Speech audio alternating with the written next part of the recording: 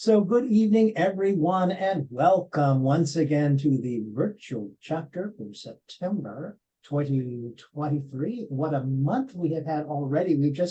I'm here, by the way, Michael Watson, with my wonderful co-host, Karen Han. Hello, Karen. Hello, hello. Good to see you tonight. Coming to us from Chicago, she is. And we have just completed the weekend of the Galaxy of the Stars, by the way. And some of you all may have been there. It was absolutely fantastic. Just to remind you, we had 4 presentations. We had smoking and weight loss and anxiety and pain management. And they were just one of the best, man. It was really a real cool combination. Dan Candell, Neil from the UK, Joseph Lamesta, and yours truly. And yes. It was really wonderful. So the reason I'm saying it tonight is all of the video has been, of course, recorded and everything else. Now we're only going to have we just ordered enough. Everybody that came to the Galaxy or registered for it gets a flash drive with kind of like this with the whole program on all the lectures and all of the handouts and all that stuff. And we're going to have like we ordered 25 more than we need for that. So 25 is all there is, but if you have an interest in it, just call IACT at the office and tell them you want to get that material, and maybe we'll get it out to you. It's already literally shipped off to the folks that make the drives, and you're supposed to have it in about a week. So I'll give them 10 or 15 days or something, but then IACT will put it in the mail right away, so they'll get them soon. So we start the calendar. Speaking of timelines, we start the calendar with something that already has happened. Okay. And now we start to look forward to the future. I've got a class starting on the 28th of September that I'm really excited about, the hypnosis class here in Orlando. And a little couple parts of it online, but live this time. And that's just really exciting. I'm looking forward to that. A month from now, on the second Tuesday of October, Karen Han is going to be a guest in the virtual chapter. If you've never been to the virtual chapter, you ought to check it out sometime. We'll put a link down in the chat room so you can find it. But seriously, Karen is going to be our guest. And what's your topic next week, Karen? Next month will be real world hypnosis. Hypnosis happens ready or not, and how you are hypnotized every day, whether you know it or not. Real world, like the scenery behind me. That's exactly right. Good example of real world hypnosis. At least it was the real world to those in Oz. By the way, I love that fiction. We've gotten that reading. So on the 14th of next month, 14th of October, the Certified Stress Management Consultant Training begins. It's a weekend, 14th and 15th of October. You can sign up again through IACT and IMDHA. And again, 2 days with moi on the internet, and you too can be certified as a stress management consultant. So if you thought about doing that, just know that it's coming up and is available, and check in with the office. I know that those of you who are in IACT and IMDHA will start seeing some things when you go pretty soon about it as well. So there's that, and then guess what? For that 20th of October. Something's going on in Chicago. I don't know. That's right. Mid-American Hypnosis Conference. You got to love it. You got to come here. It is the 20th, 21st, and 22nd. I had to look at my calendar to make sure I had the right dates. So you got to come. It's a lot of fun, and it's a very friendly conference. So check it out. Mid-American Hypnosis Conference, if you're looking for it on the internet. The following month of November 11th, 12th and 13th, 10th, 11th, and 12th, I think, is the NAF, National Association of Transpersonal Hypnotherapists Conference in Virginia Beach. And on the 11th, I'm the keynote speaker. Magical alignment of the BS and the suggestions. So that'll be a really fun time. That's a great conference down there. And that kind of rounds out the year, except do not forget that the December virtual chapter meeting features, as always, our holiday buffet. Mm-hmm. So we have a bunch of different hypnotists, a buffet of hypnotists coming to offer all sorts of wonderful things. We have many courses and Yes. fruits and vegetables and desserts. Yep. We'll get people from all over, so there will be fruits from every place. Yeah. So, and if you haven't been here before for that, what it is that we get a whole bunch of speakers, and each of them has about 6 or 7 or 8 minutes, depending on how many we have and how the calendar is. But so instead of the usual thing, it's quick topics and quick little things, or sharing. Somebody might Shelley Stockwell, for instance, might decide to sing for us. Or something No, like that. there's no question about it. She will definitely sing for us, I'm sure. No. But here's another thing, an invitation. If you would like to be one of the presenters, if you have a gift you'd like to offer, please let us know, like within the next week or so, because we'll be setting up that buffet. And if you'd like to join us and be one of the presenters, let us know so that we can get you on the table. Come up to the lab. and by the way, I need to back up a little. The time is getting away. Wow. So Sorry. Back to November for a minute. Concurrently, apparently, with the NAF conference. Well, yeah, with the NAF conference, the 8th, 9th, 10th, 11th, and 12th. So it runs through the week, 5 days. Online is the certified master trainer training. So if you have an interest in being certified through IAC to train hypnotherapists, that's the way you get the credential to do that. So that will be coming up then. And in November, at the virtual chapter, we're going to have Sean, Mike, Andrews as well. We're just all set to announce. I know.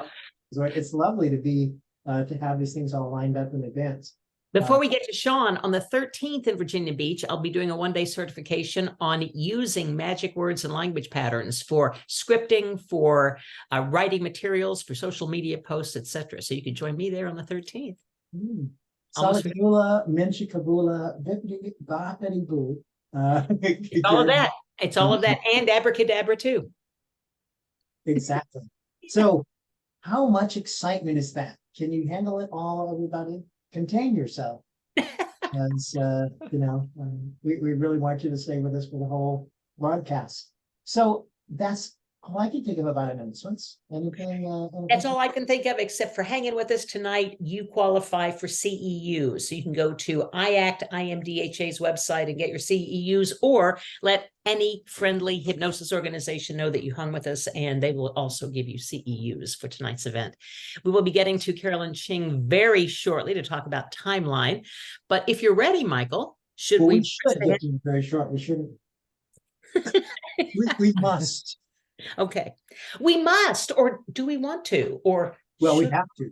Well, we do, don't we? So what we're talking about here, and I'm so glad that you joined in this way, because I wanted to do a little bit of an experiment. I'm going to do the kind of technique-y kind of stuff, and Michael the wizard will do the explanation stuff, because what we're really doing here is something we'll talk about more in detail in a moment. But you might know this about the two of us. I am a limerick and he's poetry. I just want to hit it and get it. And Michael likes to understand what makes it work and stuff. So to make sure you get a full, well-rounded education here tonight, we're going to tag team this. Is that okay with you, Michael? Sure. All right. First of all, I want a guinea pig who will volunteer, who has some little issue. You don't have to tell us anything about your issue, except I want to know what it is. Who has something they would like to work on? Some kind of little issue that you're willing to talk about. Just one volunteer. I need a volunteer to play with me on this, if you will. And then everybody else gets to play along. So is there anybody who would volunteer to play, Gloria? You don't have to. Yeah. I was going to say, I could play Gloria. Gloria, if you'd like to, unmute. If you would not like to, then I'm going to call on Mary Beth. Okay. She says absolutely not. Mary Beth, will you do it? It's going to be simple. Sure. Okay. We're not therapizing you or anything. We're just playing a game. We're just playing a game. All right. All I'm going to ask you to do is come up with the issue that you'd like to work on, any kind of thing that you'd like to work on. And let's discover a little bit about how you are talking to yourself thinking to yourself about that thing. Is that okay? Yep. Is there just one little issue that we can call it, something that we can call it, just so I can make a reference? Sure. You can call it procrastination. Perfect. Well, that's all we I need. call it avoidance, but Well, let's call it, well, you call it, let's call it avoidance. That's interesting. Actually, Mary Beth, play this game.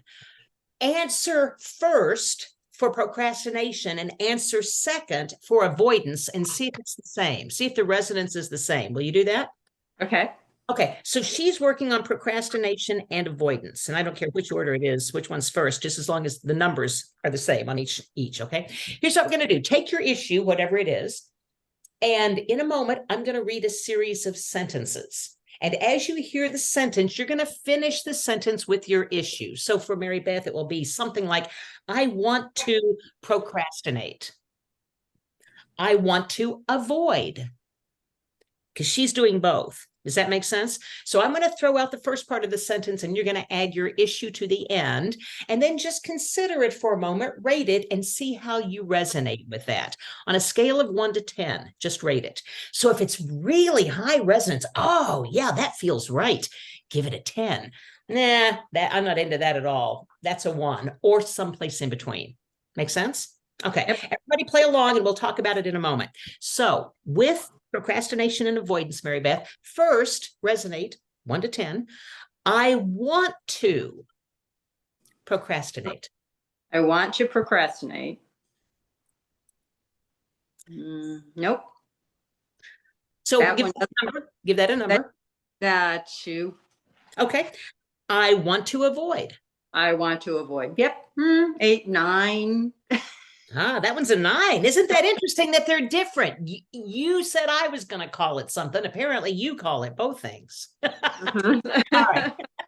Okay. I must procrastinate. I must procrastinate. I must. Yeah, that's still a 2. Okay. I must avoid. I must avoid. That's much higher, maybe a 7. Very interesting. I have to procrastinate. I have to procrastinate. No, it's definitely not a procrastination issue. Isn't that interesting? It is definitely I must avoid. Yes.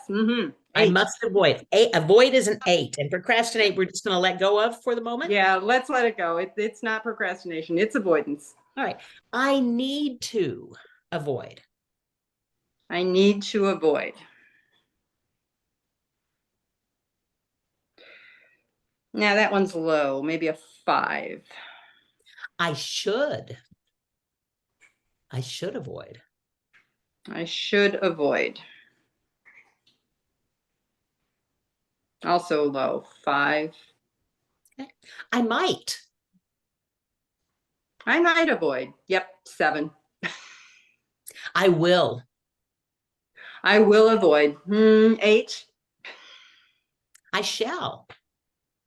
I shall avoid. 8. I would. I would avoid. 7. I can. I can avoid. Put that one as a 10. I am avoiding. I am avoiding. Yeah, that's a 10 too. So just those words, we're just ranking those words. And in the very beginning, what did you learn, Mary Beth? Well, what I learned was I was calling it procrastination, but it's not. It's procrastination for me is something else, but avoidance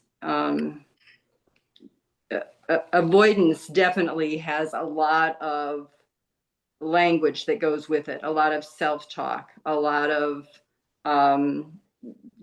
distraction. Oh, I have to go wash the dishes.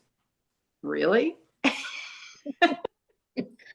I have to go wash the dishes. How does that feel to you? Yeah, that's I mean, it's a great distraction. Tell It me about that. brings, I have to go wash the dishes means what to you? means that I'll do anything else except the thing I said I was going to do. So you're succeeding at avoiding the thing that you want or need to do. I'm very skilled at that. Well, let me ask you this. If you say, I am avoiding washing dishes, how does that feel to you? I'm avoiding washing dishes. That is like a shrug, so what? Like a two, because I don't care if the dishes get done or not. I live alone. Who cares? So I am avoiding washing dishes because. I am avoiding washing dishes because it's not important. So is avoidance really an issue for you? Yes, when it comes to this, oh, you can't see it because of my virtual background, but there is a seat in front of me that I am working on. There's 16 of these things. And, I had them for 2 years. They should have been done ages ago. And I have been so skilled at avoiding them that I'm now like really on a hard deadline and I'm probably not going to make it. It should have been done because Because I took this job in 2 years ago. I made a commitment to do them. I agreed to it. I've done these seats for this particular customer before. I knew they were hard.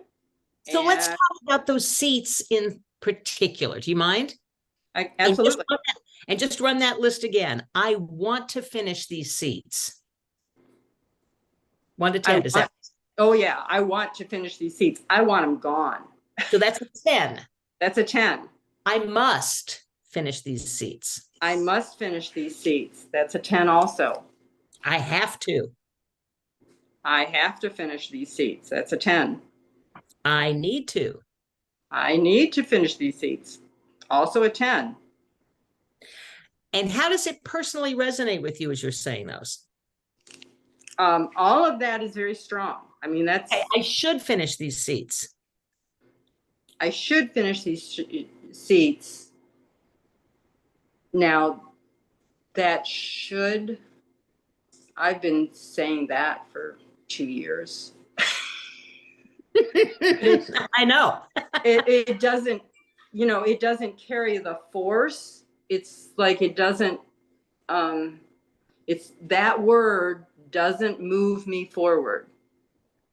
I might finish these seats. I might finish these seats. Yeah, I've been saying that for 2 years too. And again, there's no resonance with that. There's no impetus to do anything with it. I will finish these seats. I will finish these seats. That's a 10. I shall. I shall finish these seats. That's an 8 or 9. It doesn't have much. Okay. How about I can? Seats. There we go. I can finish these seats, and that bottoms out. 2.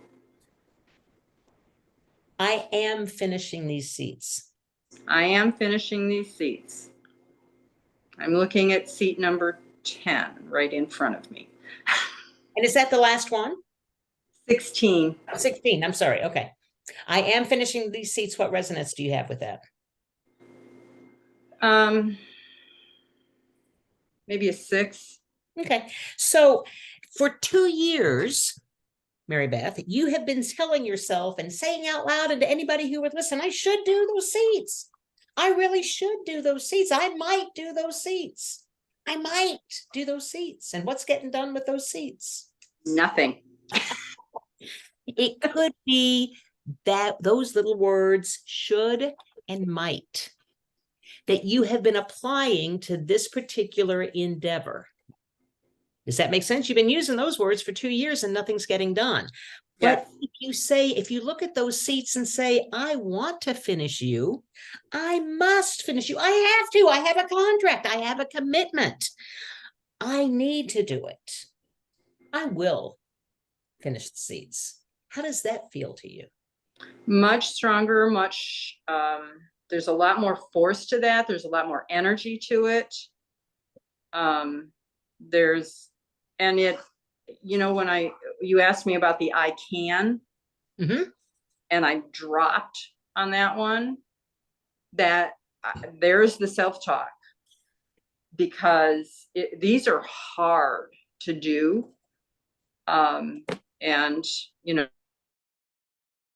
Over the weekend, because I almost finished 2 seats while I was, behind watching. But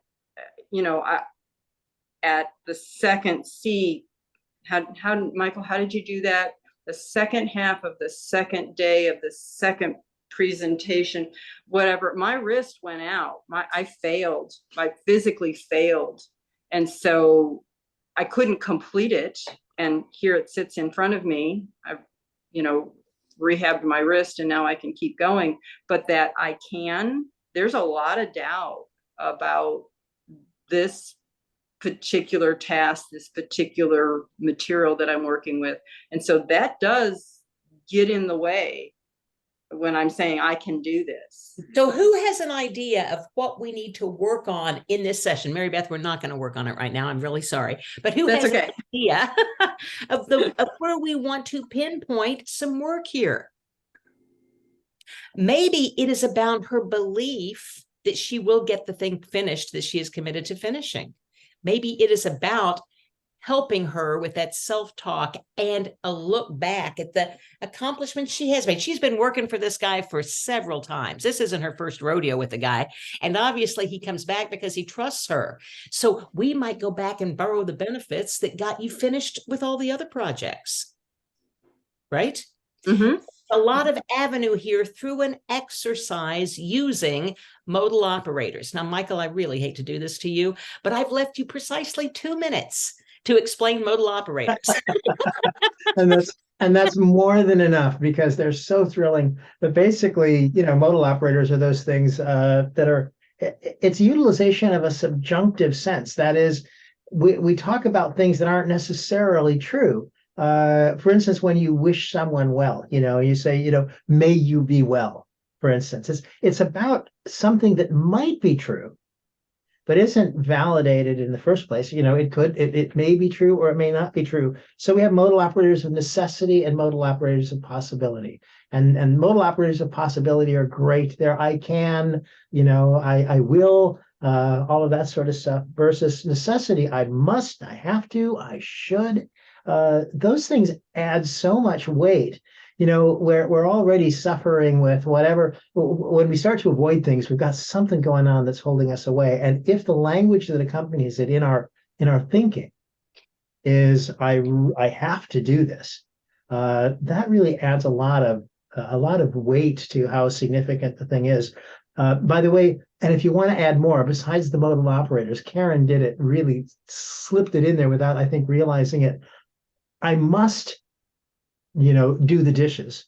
By the way, I didn't hear any I must not do the dishes, or I don't have to go wash the dishes. I really kind of like it, and they can be used that way well. And that's a positive feeling, isn't it? But that have to creates such an urgency. And all you got to do is add that lovely little word really into the mix, and you can amplify I really have to, so that it becomes 10 times as strong. And, and if this is the kind of thinking you've got going on in your head, it's obviously going to influence your state when you try to think about that particular project. But you're going to get it done, don't you, Mary? Mary Beth? That's right. Okay, that's it. So that was a quick look at it. In using it therapeutically, it's a very cool way to engage the client in their thought process, to help narrow down and specify where it is you want to go in that particular session.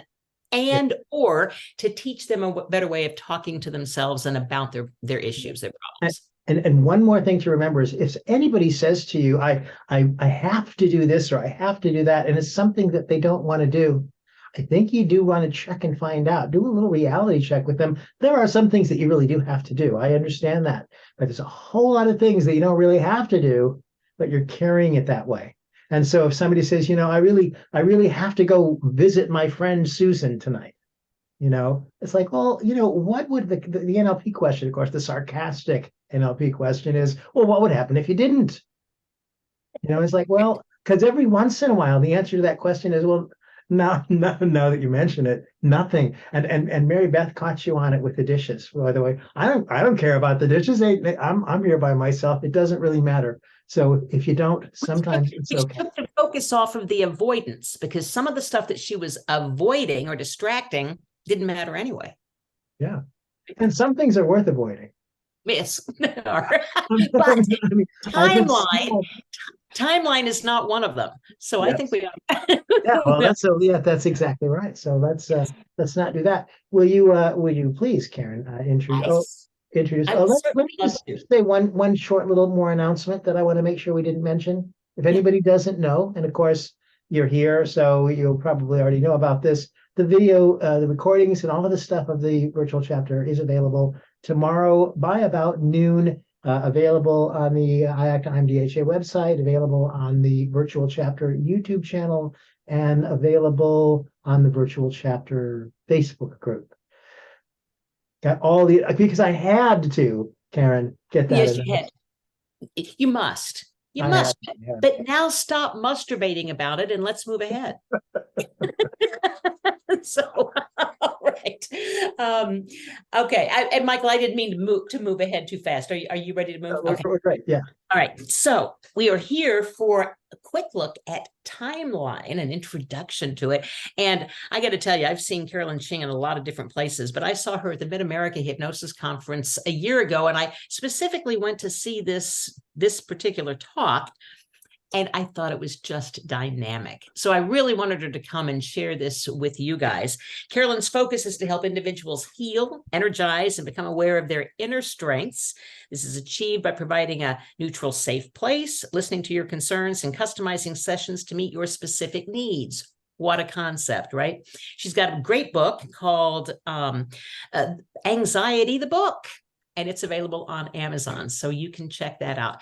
Now, I know that when you were at Mid-America, you were on the Big Island still of Hawaii, and then you moved back to Australia. So I want to find out how you got into hypnosis, but I also want to know why you left the Big Island for Australia. We Americans, you know us, we consider Hawaii paradise. Is Australia the outback?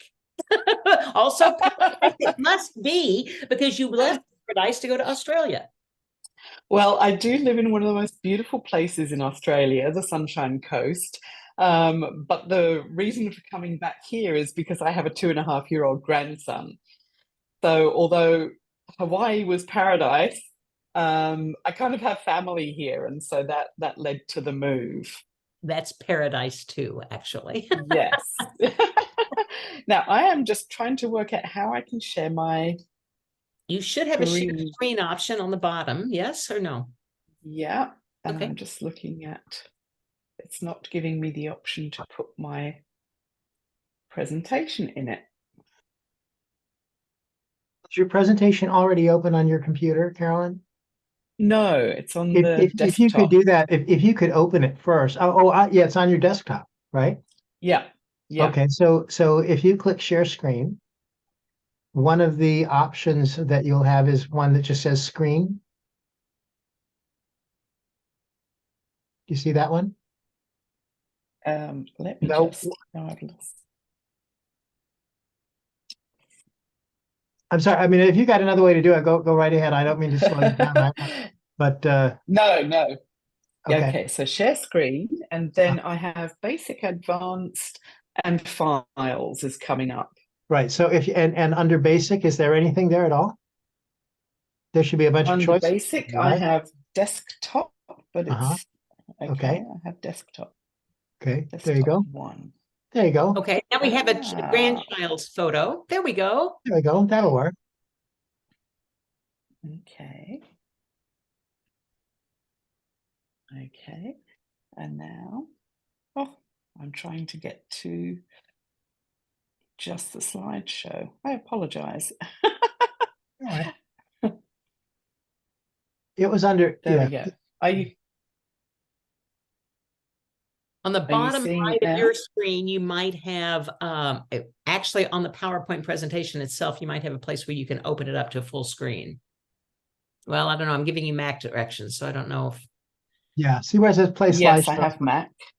Go back over to play. You were there a minute ago. There, Okay, and see there's play. play slideshow and full screen. So click play slideshow. Yeah. And there we Aha. go. Okay. Now, I have to say, when I rehearsed this with my son earlier in the week, it came up totally different. Okay, so you asked me how I got into hypnotherapy. Well, I used to be a nurse, and I actually went into a full-blown anaphylactic shock one day at work. And that was really my kick from the universe to do what I'd really wanted to do for quite a long time, which was counseling and hypnotherapy. So when I started my first hypnotherapy training, my mother said to me, "You told me at age 7 that you were going to be a hypnotherapist." Now, how many kids in the UK in the 60s even knew what that meant? I don't know, but obviously I had an inkling that that was what I wanted to do. And so I did hypnotherapy. I went on to do timeline therapy through NLP. So it was part of the NLP course that I did. And it just really piqued my interest. I could see the potential in timeline therapy and what it could do for my clients. And so I started to work with it. And then timeline therapy was developed in the 1980s by Tad James and Wyatt Woodsmall. And so I decided in 2003 that I would go and do my timeline therapy trainers training with Tad James. And so that was kind of what got me into it. And then I've used it pretty much, I would say, every day for the last 20 years with clients in some form or other. So I absolutely love it. And our timeline is how we encode and store memories. And it's become widely known as one of the most effective ways to create lasting change. And having worked with it for such a long time, I can really see that that's what's happening. We do get lasting change with it. So, timeline therapy is an excellent form of brief intervention. And with it, we really can change the chain of events that lead to certain unwanted behaviors or internal states, such as anger, sadness, fear, guilt. And using timeline therapy, we can eliminate past negative emotions, limiting decisions, and we can actually leave the client with positive emotions and empowering decisions. I used to work a lot with small business owners, and a lot of small business owners have a fear of failure running, they have a fear of success running. And if we clear those and create a more empowering decision, you actually just start to see their businesses flourishing.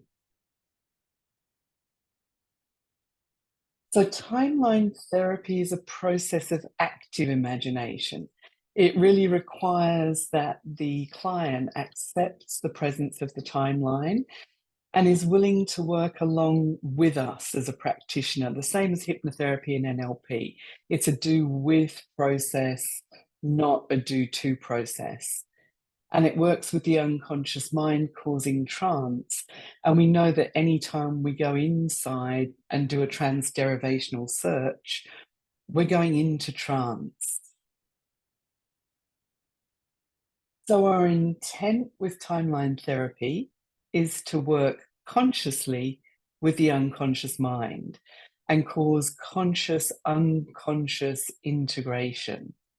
So there's clients that we have that are a little skeptical of hypnosis, or they're a little bit analytical.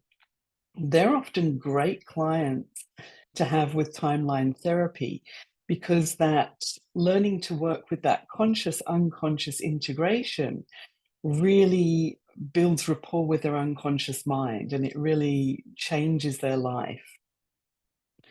So when we're working like this, we're bypassing the critical faculty, and that's the part of you that cares to distinguish between reality and fantasy. So if you're watching a movie, if you get really engrossed into a movie, something like Avatar, for example, and you're really in that movie, we've suspended disbelief, and that opens the unconscious mind to suggestions. Same as when we're working with hypnotherapy. And of course, the majority of the clients that come to us because they are out of rapport with their unconscious mind. And so when they're learning to work with timeline therapy, we're building trust, rapport with the unconscious mind, and that really is very empowering, life-changing for the client. And so, as I mentioned earlier, we're clearing away negative emotions, limiting decisions. And once we've cleared things from the past that are blocking the client from moving forward, then we can also create things for the future in the client's life. But one of the things that I like to talk to my clients about before we begin any work is the responsibility for change. And this is a little exercise that I like to do that comes from the Dave Ellman induction. And so I'd invite you to do it along with me. So if I can get you all to just close your eyes for a moment and just relax the muscles around the eyes until they're so relaxed that you just can't relax them anymore. And holding on to that relaxation, test them and make sure that you can't open them. And then go ahead and open your eyes. And so, of course, for the client who opens their eyes during that process, that's the client that we have the discussion with of whose responsibility is it? And that it's a do with process, not a do to process. A couple of Christmases ago, one of my clients actually brought me a picture that said, "I'd love to help, but I've misplaced my wand." And so I hung that in my office in Hawaii, and it caused a few giggles. But I'm sure we've all had clients that come to us and expect us to just whip out the magic wand and fix them. So I thought it might be fun to have an experience of eliciting our own timeline.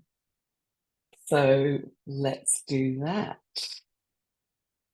So what I get you to do is, again, to just close your eyes, make yourself comfortable. And then I'd like you to imagine thinking about time and the fact that time can be located in several directions around the body.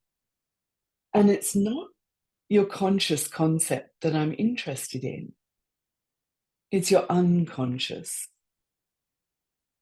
So if I were to ask your unconscious mind where your past is and your future, I have an idea that you might say, it's from left to right, right to left, up to down, back to front, or in some other direction in relation to your body. So if I were to ask your unconscious mind where your past is, in which direction would you point? And go ahead and point now. And the future, which direction would the future be? And most of you already have your timeline now, but if there's anybody who doesn't, I wonder if you can remember something that happened 1 week ago? And as you do, can you notice where that comes from? Or perhaps where it goes to? And I wonder if you can remember something that happened 1 month ago. And as you do, notice where that memory comes from. Or even a year ago, or 5 years ago. And now I wonder if you could notice something that comes from the future. I wonder if you could think about something that could occur a month from now, or maybe even 2 months from now. Or thinking about something that might occur at Christmas this year, or maybe you're anticipating an event 12 months from now. And as you do, I wonder if you can notice that this arrangement implies a line or some kind of linear arrangement of your memories. And so I'll have everybody open your eyes now and just grab a piece of paper and a pen if you have one handy. And just draw a circle with a nose. And then draw your timeline in relation to you.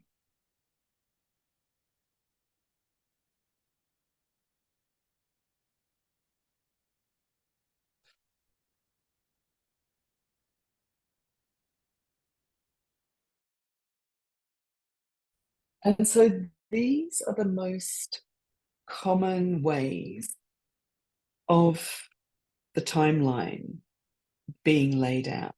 So it could be front to back, back to front. It could be right to left, left to right. It could be going diagonally across the body. It could also be going from up to down through the body or in front of the body. And it could also be in a V where all parts are in front of the body.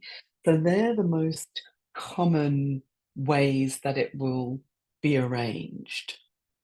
And so when you have a look at that, just notice if yours is similar to one of those arrangements.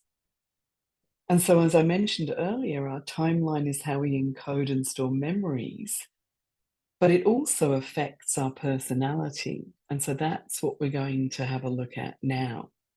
So just taking note of where your timeline is on the drawing that you've created. And our timeline will fall into 2 categories. And so the first category is through time.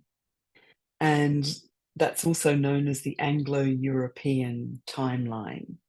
And it's thought to have come from the Industrial Revolution, from when the factories were first built.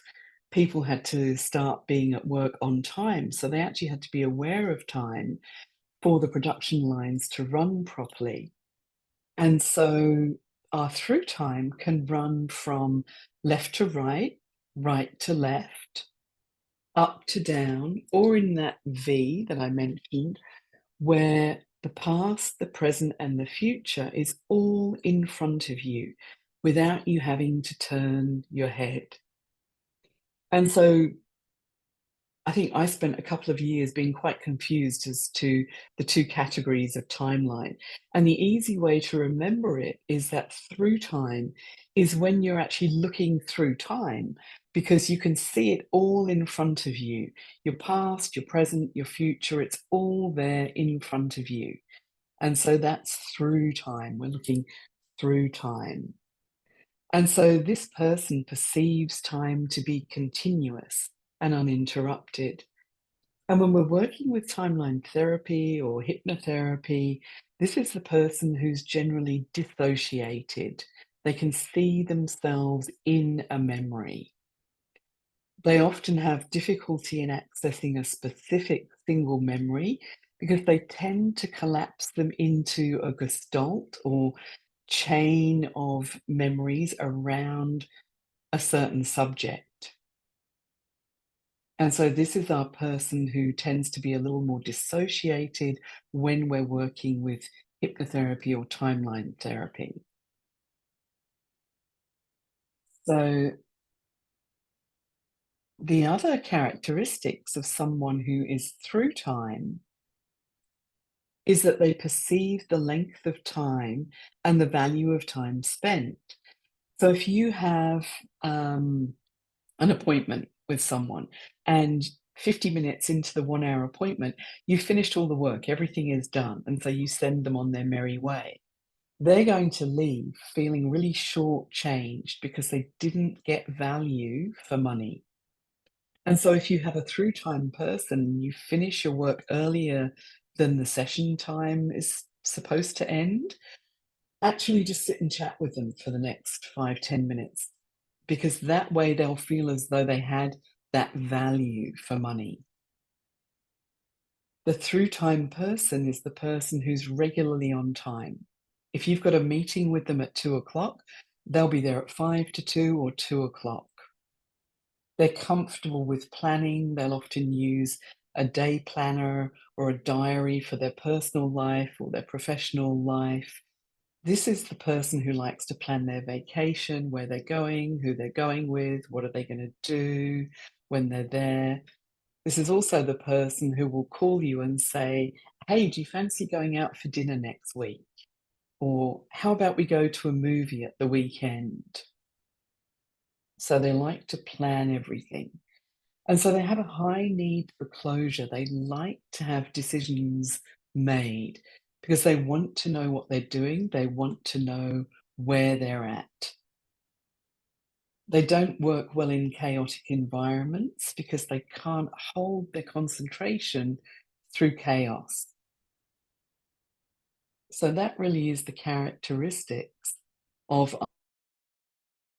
So when you're looking at your own diagram, if you saw that your diagram shows that you're a through time person, you may resonate with some of those, if not all of those qualities that the through time person tends to have. So our next category is in time, and it's sometimes called Arabic, but it's actually Islamic, all the warm climate regions, you know, the South Pacific, the Caribbean, all the warm climate countries tend to have timelines that are in time timelines. And so that is where we actually have to turn our head to see part of the timeline. So no longer can we see the past, present, and future all in front of us. We actually have to turn to see part of it. Or the person may have part of the timeline in their body. Sometimes somebody will actually have like a fireman's pole running from up to down inside the body. And that's an in-time timeline. But any time that the timeline dissects the body, so for example, if it's going diagonally through the body, the past may be behind, but it's actually running with part of the timeline through the body and going out into the future in front of us, that is an in-time timeline. So this is also where the saying comes from of put your past behind you. Because for most people who have an in-time timeline, they often have the past situated behind them. People with depression, people with addiction may have the past actually situated in front of them. And so when you've finished your work with your client, you'll notice that the timeline actually rearranges itself and sits behind. The past actually sits behind. And so that's just one of the little things that we notice with work. We can also teach clients to move their own timeline. And so the in-time person believes that time is something that's happening right now. So if I had a 10:30 appointment with you and I showed up at maybe 10 to 11, they'd probably turn around and say, oh, no worries, it's fine. I was so engrossed in what I was doing, I didn't even realize that you were late. So they get very engrossed in the now, in what's actually happening right now.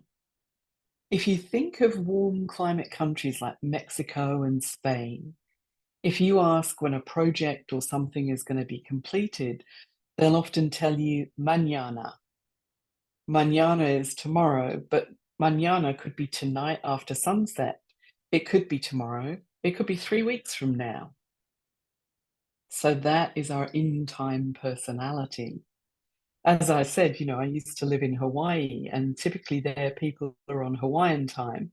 And so that typically means that they might turn up 10 minutes after their appointment time, 15 minutes, maybe even 20, maybe not at all if the surf is up.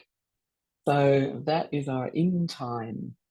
And the more characteristics of this are that they are the person who may have trouble ending a session because they're so engrossed in what's going on, they have no idea of the time. It's also the person who might not show up for their appointment because they're so busy doing something, they don't realize that they're late. This person is generally 5 to 15 minutes late unless they've specifically trained themselves in a business area to be on time.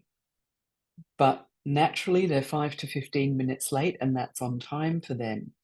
When my son was at high school, he had two friends, Tim and Chris, and they'd often organise to go to the movies together. And so Oliver and Tim would arrive at 7 p.m., the allotted time. Chris would dawdle in at around 7:15, and so they'd often miss the beginning of the movies.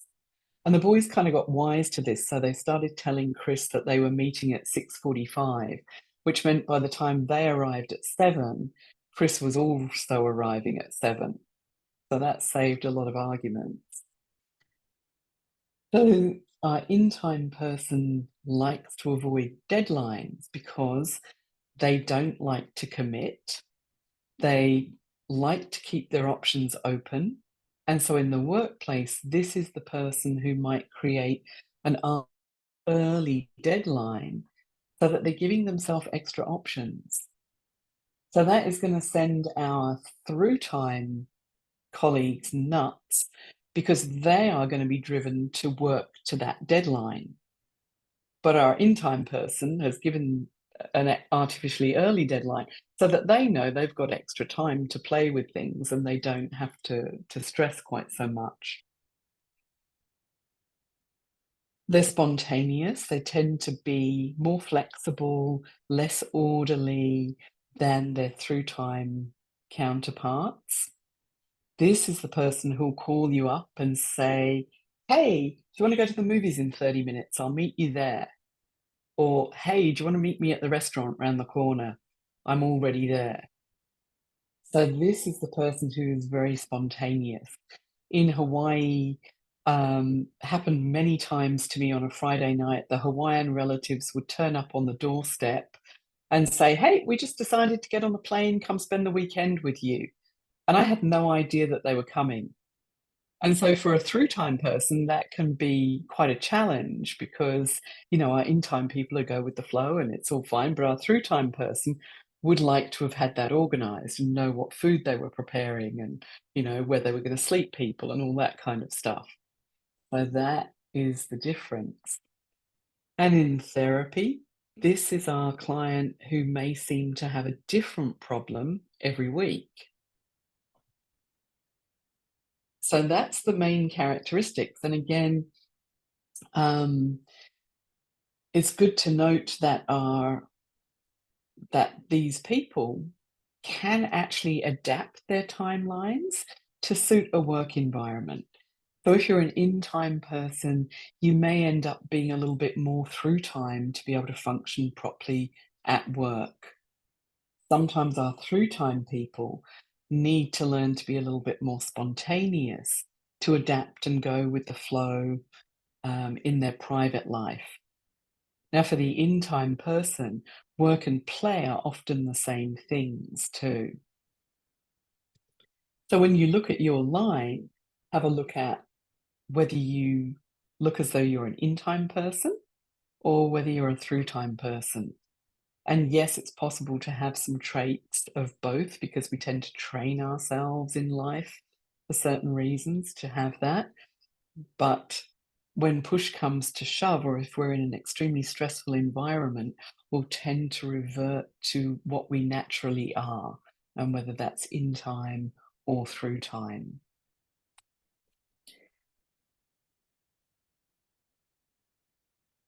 So how we work with our timeline, regardless of whether it's in time or through time, is that our timeline has a now or a present, it has future, it has past, and the past can be any time in this lifetime, it can be in the womb, or it can be past life or passed down through the generations along the genealogical line. And I did have someone come up to me at the conference in Vegas and say that they'd been trained in timeline therapy and that the timeline only had the past as being in this lifetime.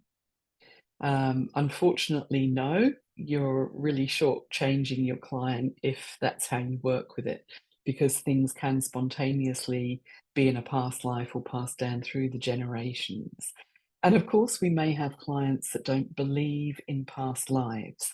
And so I often use the metaphor that this is just how the unconscious mind stores time. It's like a filing cabinet. And our root cause, our first event, the thing that we need to work with, it could be stored in this life filing cabinet drawer. It could be stored in the past life filing cabinet drawer. It could be stored in the genealogical filing cabinet drawer. And it doesn't matter which drawer it's filed in. What matters is that we allow the unconscious mind to go there and work with it. I had a nun that I was working with once, and of course, nuns don't do past lives. And somebody upstairs obviously had a sense of humor because every one of her negative emotions had its root cause in a past life. But because of the filing cabinet drawer analogy, she was kind of okay to let herself go there and work with it. And so here we can see the gestalt, which starts with the very first event. And a gestalt is simply a string of pearls. It's simply a connection that joins all events. And so we'll have a first event. We may have some significant emotional events around these same emotions. And we'll have probably quite a few trivial events, all linked in this same strand or string that's formed like a string of pearls. And our years from 0 to 7, there are imprint years. And I see this with my grandson, he's 2.5. And so between 0 and 7, we're absorbing everything around us: sight, sound, smell, touch, taste. Everything is getting absorbed like a sponge. From 7 to 14, we're modeling, and not Prada or Gucci, although some of them I'm pretty sure would love to be, but it's modeling the people that we respect and admire, which could be parents, it could be teachers, could be any other adults that are in our life that we admire and respect. And then from 14 to 21, we have our socialization years. And this is where our complex socialization takes place. It's often also where dating first starts. And it's where we create our social values.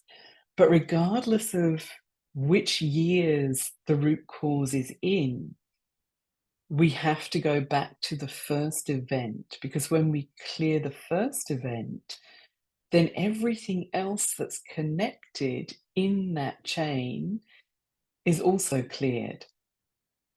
And so let's have a look at how we do this. So if we're clearing negative emotions, for example, anger, sadness, fear, guilt, we can see here there's a significant event. And this may or may not be the event that brought the client into you. There's also going to be other significant events, and there's also going to be lots of other minor events. So take anger as an example. There'll be lots of situations where we've experienced anger and haven't resolved it. So what we actually want the unconscious mind to do is go back to the root cause, the very first event, which when we work with that and clear that, will clear everything else in this chain.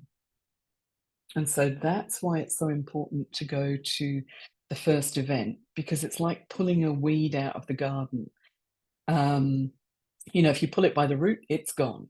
If you pull it halfway up the stem, it's gone for a while, but it's eventually going to come back. So this is why we get the client to really go back to that very first event. And sometimes the first event is trivial. Because as kids, everything is right here in our face. We don't have the ability to work through or resolve it. But when we look at it as an adult, when we're doing this process, it can seem trivial. Doesn't matter. If it's the first event, that is what we need to be working with. And so when we work with limiting decisions, the process is a little bit different. And a limiting decision always precedes a limiting belief. So in timeline therapy, we're not actually clearing the limiting beliefs.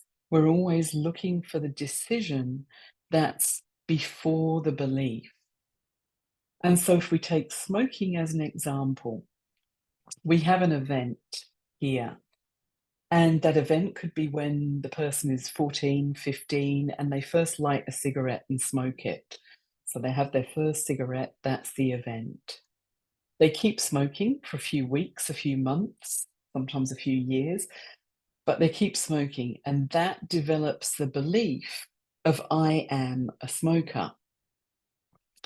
However, the decision to be a smoker could have been made months, years before that.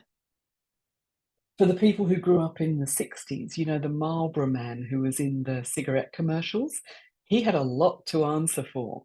Kids as young as 4 or 5 would see him sitting there on his horse with his cowboy hat on, you know, looking really cool, smoking his cigarette. And they think, oh, I want to be like that. And of course, back in the 60s, we had the candy cigarettes. So there we were, imitating that behavior. Or kids will look at their parents who are smoking and think, oh, I'm going to do that. I'm going to be like that. I'm going to smoke when I'm older. And so the decision to be a smoker could be made as early as 4 or 5. But it's not actualized until that first event. And then the belief is made once we continue that behavior. So if we find the decision and we clear it, then we're also clearing out the belief.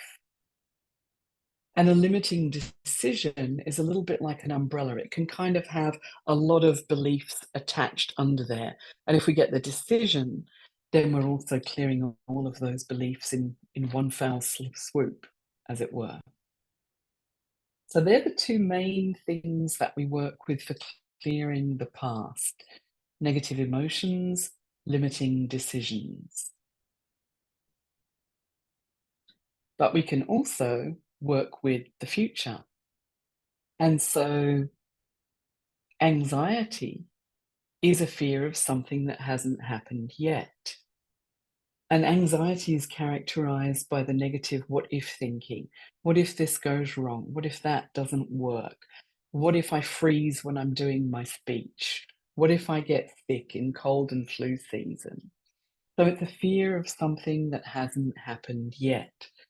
And of course, since COVID, there's been, you know, a marked increase in people who have anxiety.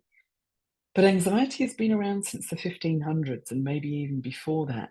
Lord Montaigne, a French philosopher, said all the way back in the 1500s, my life is full of terrible misfortunes, most of which never happened. So with anxiety, we can actually go out into the future. If you think of public speaking as an example, we would take the client out into the future in their timeline to 15 minutes past the successful completion of that event. And that dissolves the anxiety from that event. So we can actually go out into the future and work with anxiety and clear it from the future, because it's a fear of something that hasn't happened yet.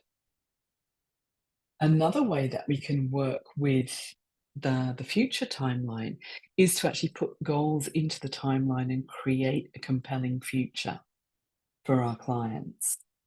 If you've ever thought about buying a new car, if you think about buying the Lexus NX hybrid in silver, you might have seen one car and you think it looks really good, you really want that car.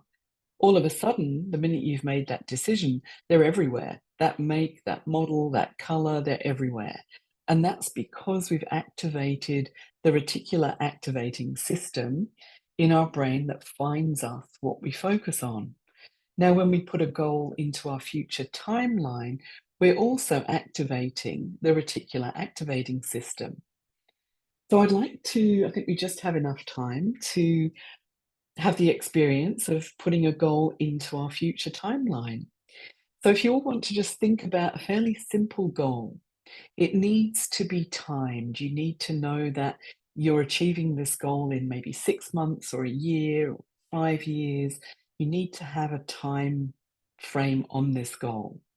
And it also needs to be realistic. We want it to be not something like, I'm going to shed 50 pounds by the end of September this year, because that probably isn't ecological. Or I'll have $1 million in my bank account by September the 28th this year, because unless you have things already in process for that, that's also not necessarily realistic. So have a quick think about a simple goal, write it down for yourself, write down the timing, make sure that it's realistic, and then I'm going to show you how we're going to put this in our timeline.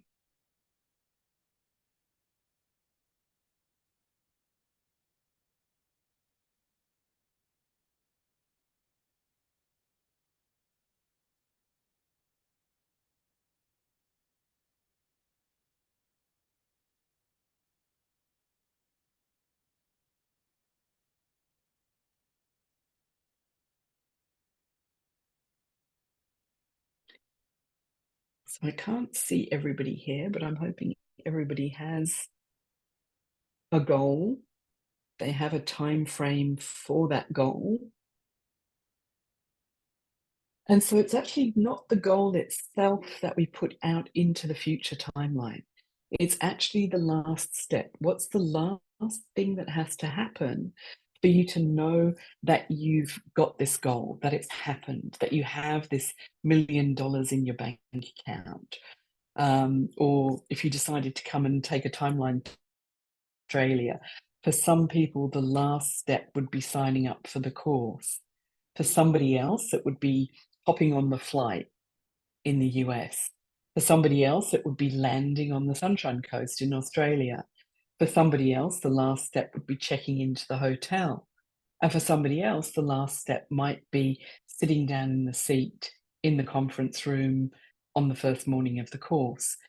So for everybody, the last step of how you know that you've got the goal now will be slightly different. So I'd like you to just close your eyes and to just think about that last step. What is it that has to happen? What is it that has to be there for you to know that you have this goal now? And I'd like you to create an image of that in your mind. And I'd like you to make this image the most empowering that it could possibly be for you. So make it brighter or more colorful, more focused, whatever makes this image the most powerful that it can be for you.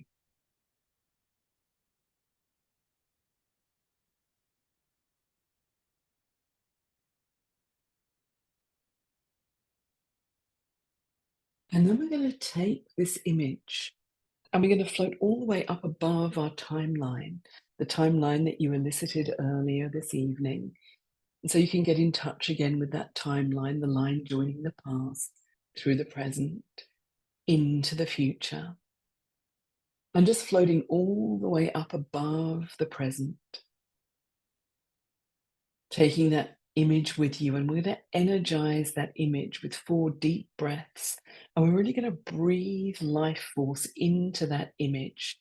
So let's take the first breath.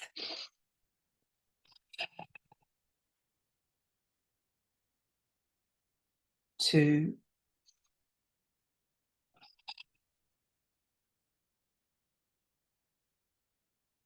3,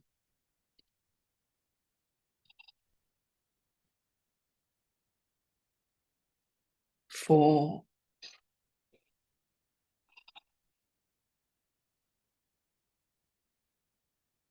And then taking that image, floating all the way out into the future, above your timeline, floating all the way out into the future, noticing all of those dates rolling by down below. And just noticing that time, that day, that month, that week, perhaps, that you set for this goal. And I want you to drop that image right down into that time, dropping that image all the way down into the timeline, all the way down into that time that you chose, that day, that week, that month, all the way down, allowing each and every event in the timeline to reevaluate itself in the light of knowing that you have this goal now. And then floating all the way back to now. And floating all the way back into this room, the room that you're in. Taking a deep breath and opening your eyes. Yeah. Hopefully no one fell asleep during that. I know it's getting late in the evening for you guys. So I wonder how that felt to put that goal into the timeline. And there's just a couple of requirements for change. And normally we would put this goal in the timeline once we had got rid of negative emotions, limiting decisions, maybe done a parts integration, then we would create the future. But once we have this goal in our future timeline, what you'll start noticing is that you feel almost driven to this goal. You'll start noticing opportunities. You'll start noticing things you hadn't noticed before that will help you on the way to this goal. You may also notice a couple of little hiccups or stumbling blocks. That's awesome because it tells you that you're on the way to the goal. Do the clearing work that you need when you get to those stumbling blocks or hiccups. We've had really big successes with this, and often people find that, their goal is achieved in, a very similar time frame to what it was put into the timeline for. So with our clients, this is the process that we would do. We'd clear those things and then create the future. We'd have our client take action outside of the office. And that might be something like enforcing boundaries if that's the thing that they weren't doing prior to the sessions. That's whatever they weren't doing prior to the sessions. And we're also going to teach them to focus on what they want, because we know that our evaluations become suggestions to the unconscious mind. And so we want those thought processes to be positive and forward-looking. So I hope that there's been some useful information here. I don't know if anyone has any questions. I think we have like 2.5 minutes left for questions. Actually, you have a little bit more time than that if you'd like. You've got to 12 minutes. You can go all the way up to the top of the hour if you have some more stuff you want to drop in. I'd love to say, well, we're looking for anyone who has a question, by all means. Unmute yourself and we'll ask. I want to thank you for that, dropping that picture into the future. I love that. I cannot wait. I'd love to know how people experience that. Yeah. I will start by sharing mine. I have been a little lax in the last month or so with my eating habits and have put on a couple of pounds. And so this week I became very serious about taking off those additional pounds because I'm not going to go in that direction. I put that on my timeline for exactly how much I want to lose by Sunday. I made it short and simple. I saw it on the scale. I took a snapshot of the scale. I felt it in my body. I did all of those things. I knew exactly when I would step on it. And right there it is, Sunday morning. Right. That number. Right. And I loved that, Carolyn. That was beautiful. Thank you for that. Yeah. Yeah. And I always find that that's just the most empowering way to end the sessions with the clients once they've done all their clearing. Because when we put a few, and you can put multiple goals into the future, and it really, for some people, it really gives them a buzz. It gives them a real direction of this is where I'm heading. I have something. And I have what I consider a very weird timeline. my past is behind me and my future is off to my right.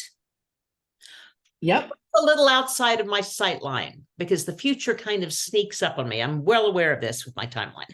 So it was Yep. interesting that as I was doing the exercise, I did float up and to my right. I mean, I went right with where I know my timeline to be. And I found that pretty fascinating. Yes. Yeah, yeah.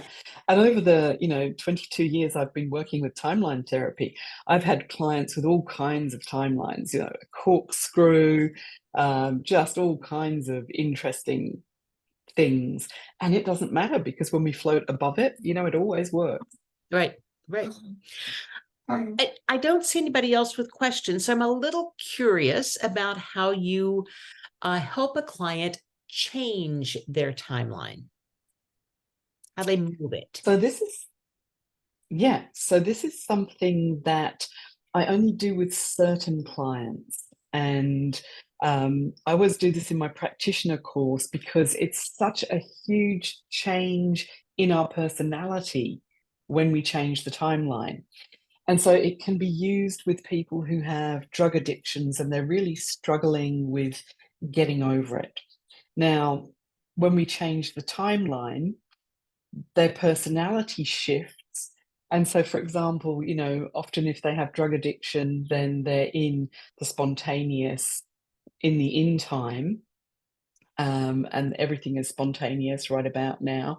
And when we change that timeline, then their personality shifts. And so they actually think about things, they actually plan things, they actually become more aware of things. And the other way is also true. If we have somebody who has depression because they're stuck looking at their through time timeline and they're stuck always wallowing in the past, they just cannot get their head out of the past, literally because it's in front of them.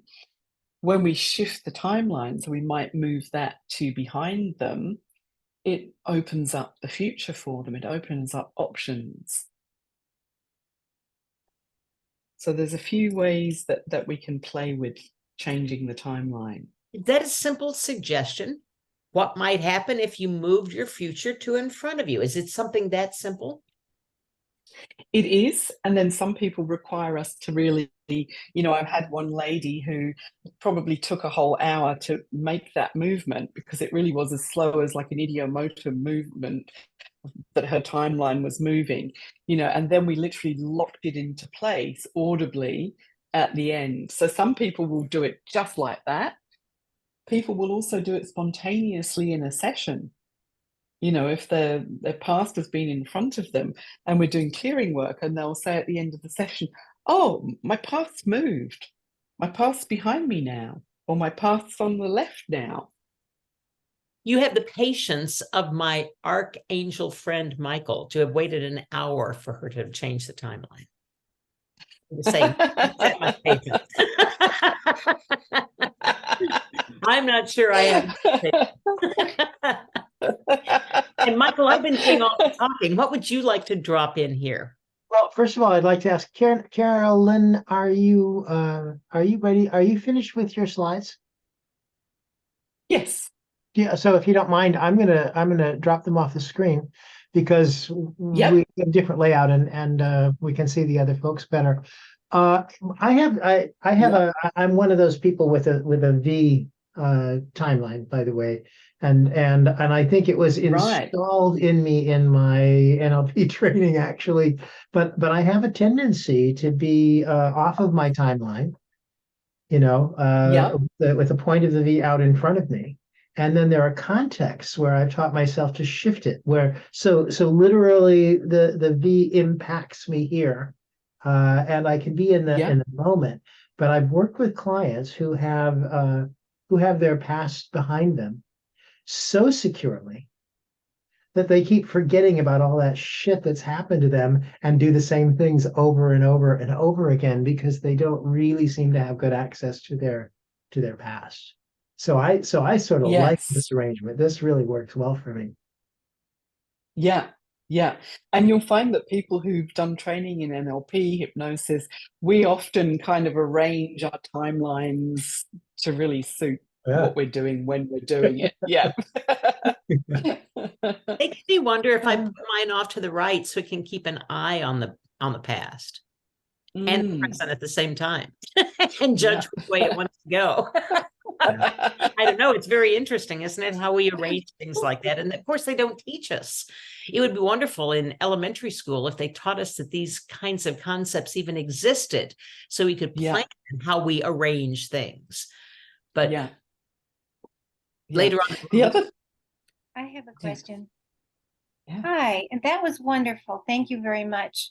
I'm someone who falls into this in time Arabic with my past, behind, and future in front. And I was wondering, do you ever come across someone who has trouble making goals and sticking with them? That is me, part of this, this type. But do you ever come across someone, how do you motivate them to get into the future, to believe that, this future can happen? And I know, I can look around and see this is what everybody did, and this is what they accomplished. They set their goals, they followed through. And I know how to set goals. Where does it come from that I don't move forward? And this was very helpful because I saw my 4 goals. They were there in the future, even with dates. And I thought, wow, and I love timeline therapy.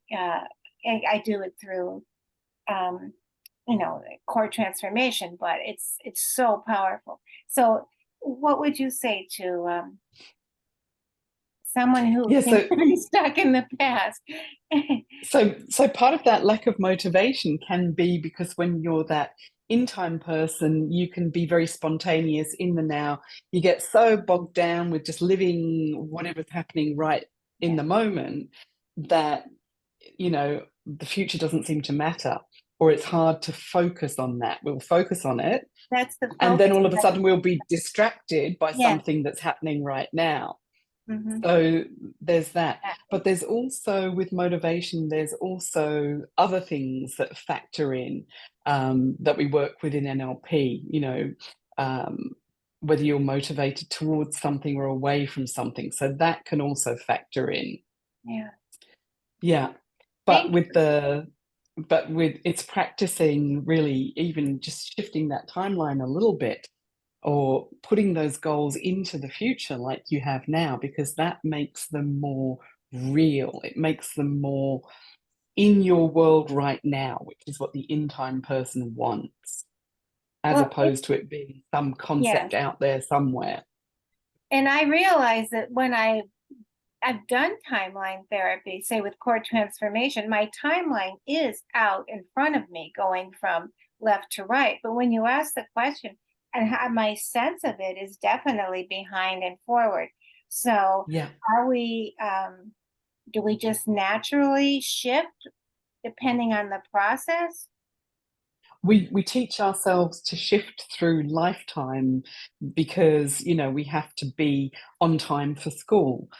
So we have to be on time to go to work somewhere. So that's when that timeline starts to shift in certain situations. So it becomes more fluid.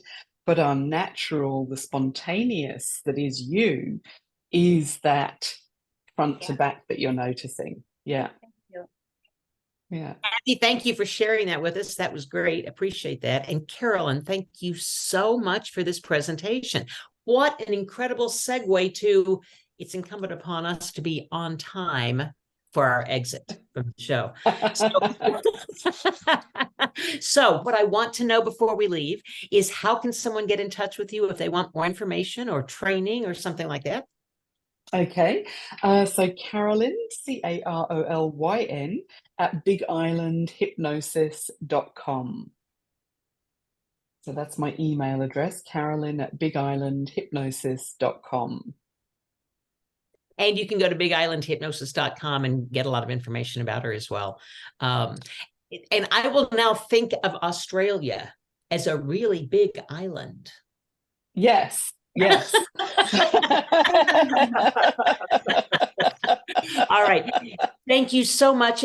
We want everyone to have a chance to thank you and let you know how much they appreciate you. So everybody open your mics and we'll give her the big send off. Carolyn, thank you very much. Join us back here next month. I'll be doing a feature or a presentation on real world hypnosis, how you're hypnotized every day. So thank you, Carolyn. Everybody open your Sounds mics. awesome. Thank you. Sayonara. See ya. Thank you very much. Appreciate it. Thank you. Good night, everyone. Thank you. This was Carolyn. great. We really It was appreciate it. great. Thank That was you. great.